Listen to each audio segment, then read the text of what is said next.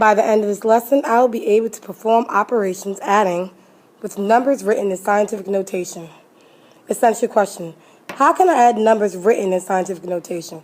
Now, we've already done division and multiplication. It's only natural that we try subtraction and addition problems.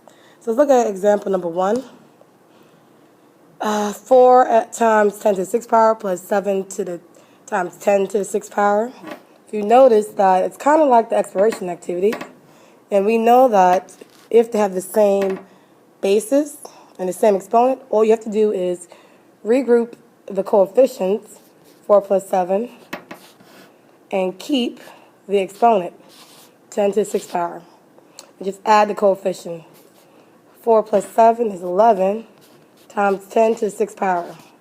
Now, is this written in scientific notation? No, it's not. It's 11. Remember, it needs to be in between 1 and 10. So what can we do? The same thing we did with multiplication.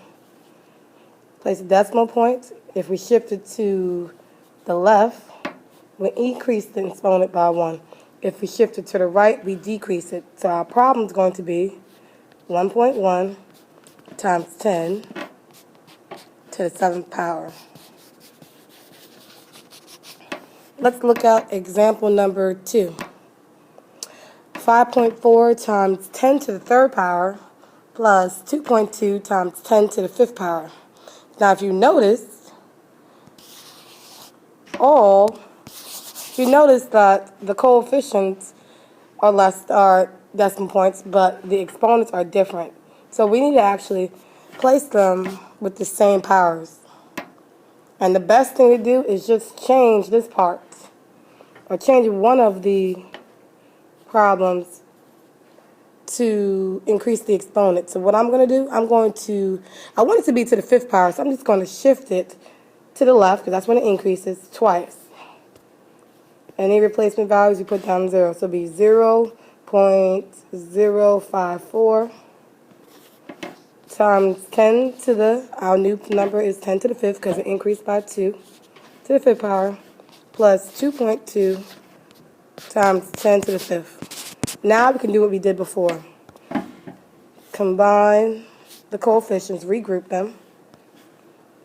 0.054 plus 2.2. Keep the power, 10 to the 5th. And now just add the numbers. Again, line with the decimal point, or check with the calculators. It's going to be 2.254 times 10 to the 5th.